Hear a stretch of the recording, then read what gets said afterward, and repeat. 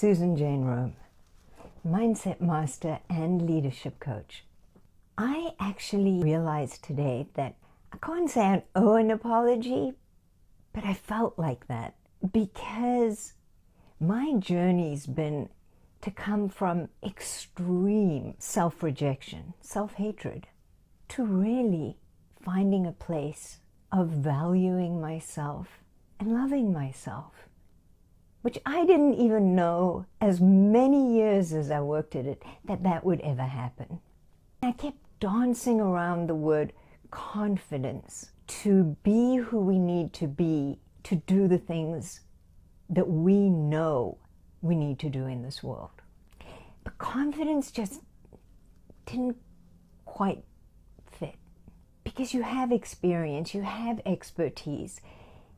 And for me, after coaching for 3 decades and working on myself for longer than that, the areas I'm confident, the areas it's not even confidence, I just fully trust myself. I'm just out of the way and do my thing. And then the areas that's not like that.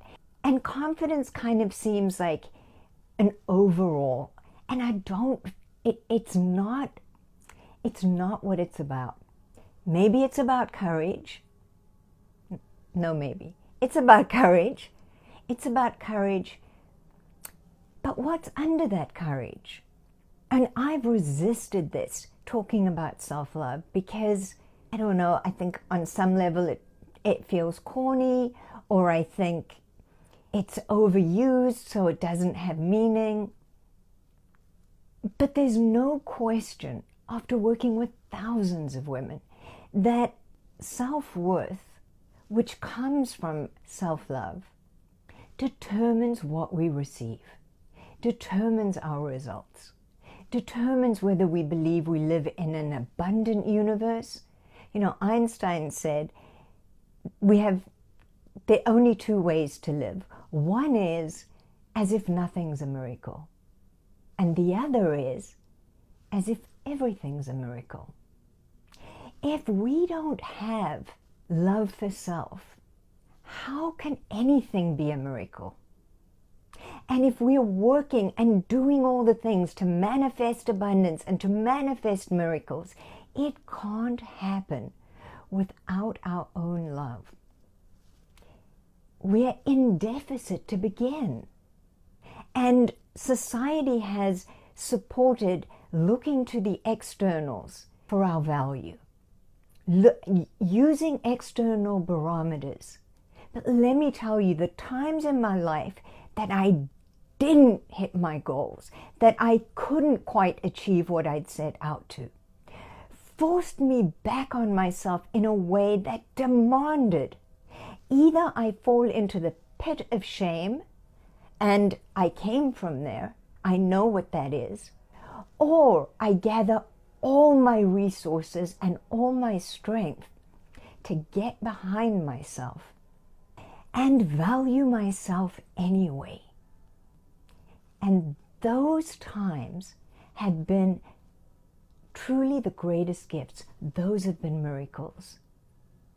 Because then whatever I do isn't coming out of my need for approval or love or validation. It's not a need that will allow me to determine my value.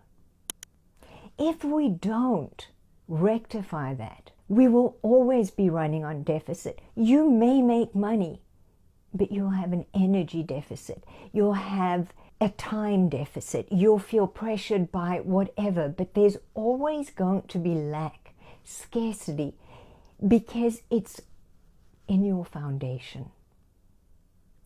If this makes sense to you, we're going to be diving into a completely alternative way of addressing this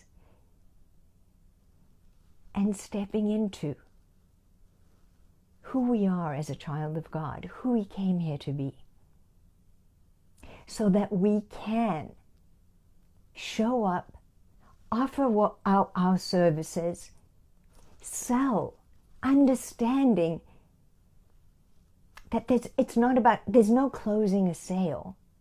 It's service.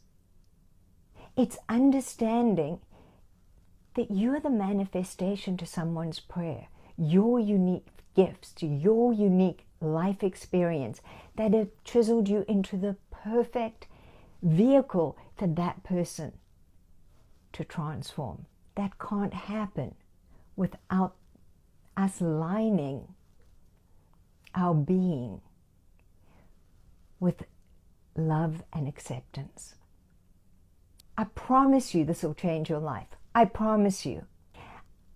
I have every reason to have abandoned myself, rejected myself, and I knew my life literally depended on me loving myself. I had two parents who modeled that suicide was an option.